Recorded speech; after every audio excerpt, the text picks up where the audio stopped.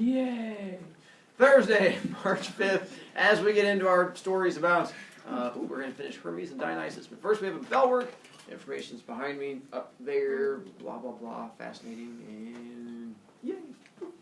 For our first words, we went through and did the bell work. We're going to help you out. If you have blanks that you've not filled in, this is where we help you, and you will fill them in.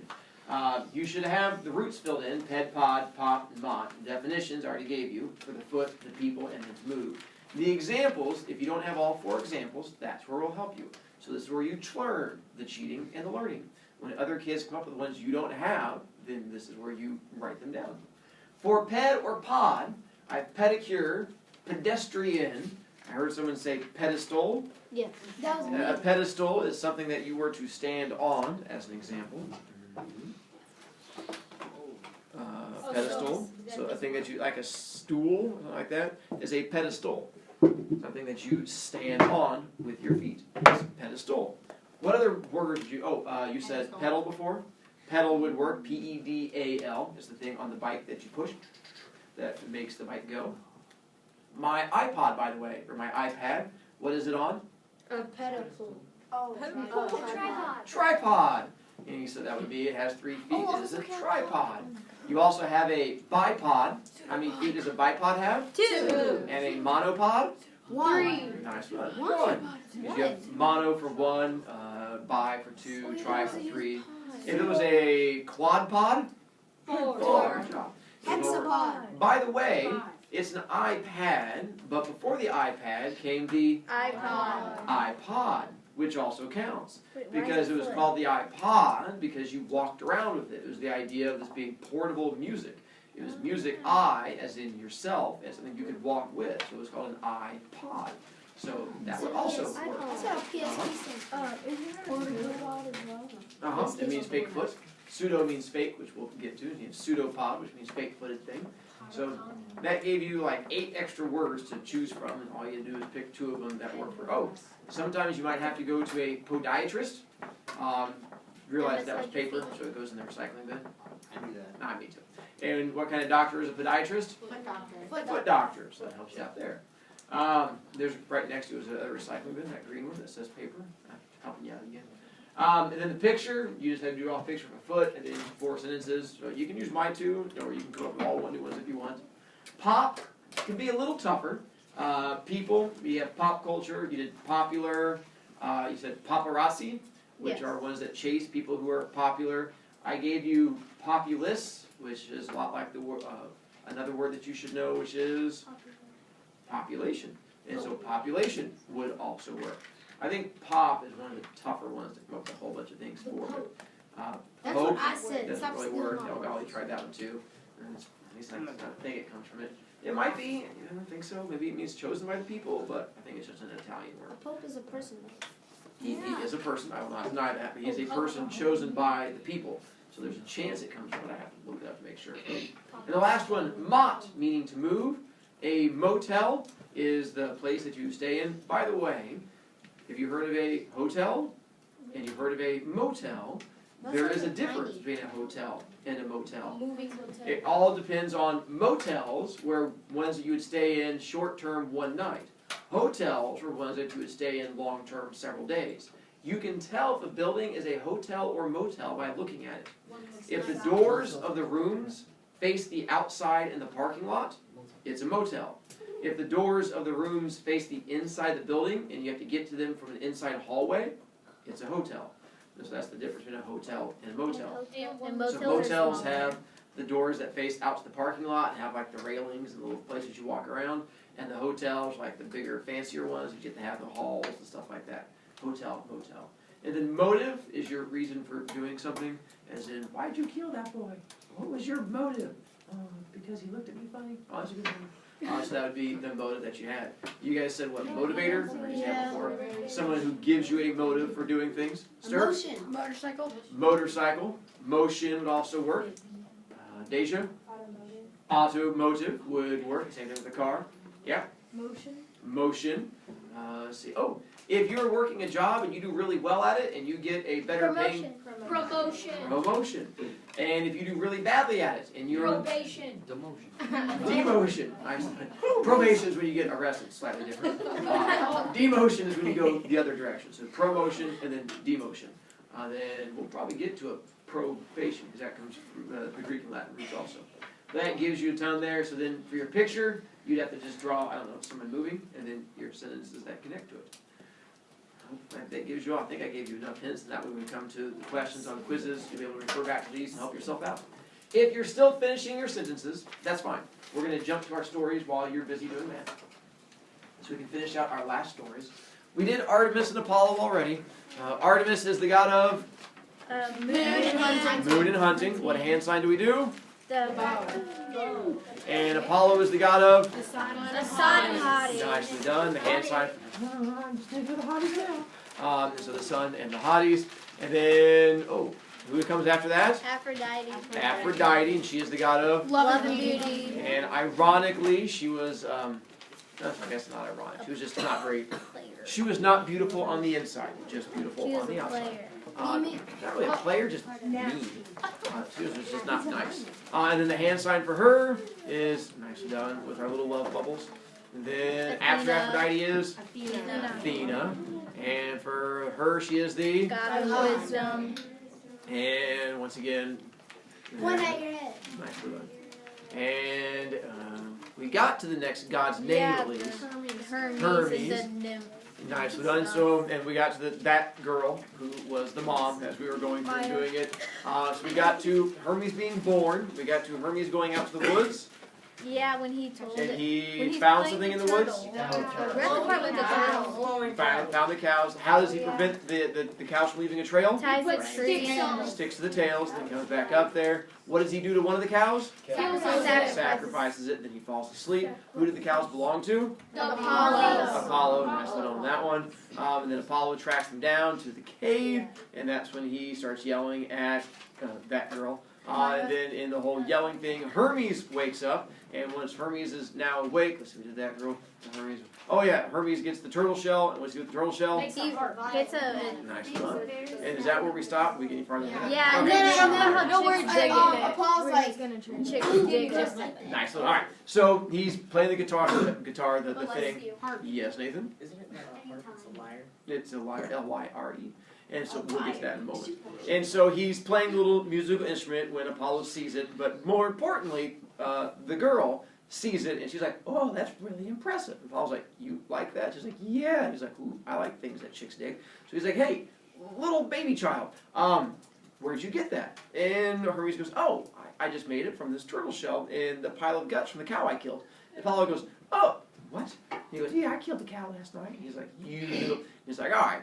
Fine." He's like, "I would really like to have that because I think I can impress the chicks with it." And Hermes goes, "No." Apollo goes, "Well, how about we trade for it?"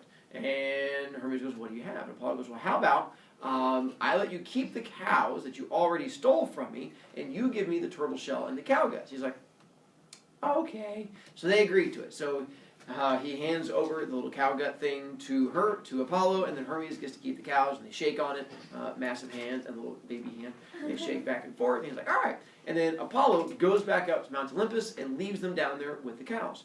Apollo, walking around Mount Olympus, he's practicing playing the musical instrument, which, as Nathan pointed out, is going to be called a lyre, or a lyre, L-Y-R-E. And you'll see almost every picture of him, he'll have. This one looks more like a harp in that picture, but it's just an instrument with strings on it. Over here above, between Basham and Bumble, it's another version where it looks a little bit different there, but it looks more like the turtle shell version. And then the one in this picture looks different again, and this one looks more like a guitar. And so it's just something with strings on it, and there's just multiple versions of it. But anyway, he's walking around Mount Olympus just sort of strumming away, having a good time with it, when Zeus walks up and sees him, and Zeus is like, "Hey, that's pretty cool. Where'd you get that?" He's like, "I traded for it." He's like, "Well, what'd you trade for it?" And Apollo goes, "My sacred cows." He's like, "You traded cows for that?" "Weren't those the cows that were missing this morning?" "Who stole your cows?" "A baby." He's like, a baby stole your cows." And then who did you trade to get that? That same baby. So a baby stole your cows, and then you let the baby keep the cows, and you got a dead turtle and some guts. And you thought that was a good idea. Not anymore, no.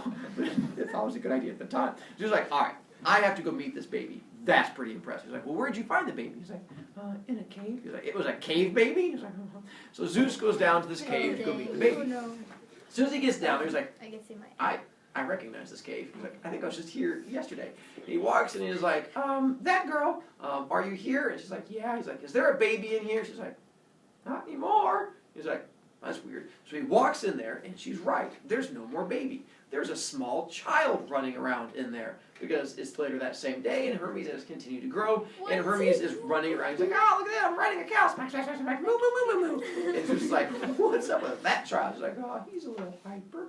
And so Zeus is like, hey, did you steal these cows? And he's like, slap, slap, slap, slap, slap.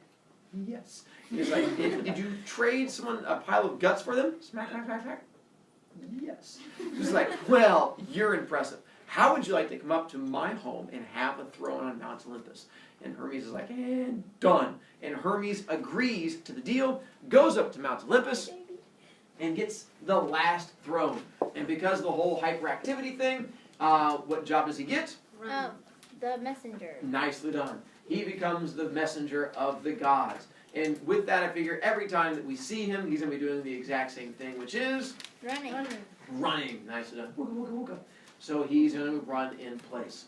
Now, all the thrones are filled up. And we have to jump around in our story a little bit because this next god doesn't technically get a throne until much later. Because right now, who has the last throne? Hermes. Not Hermes. Hestia still is up there.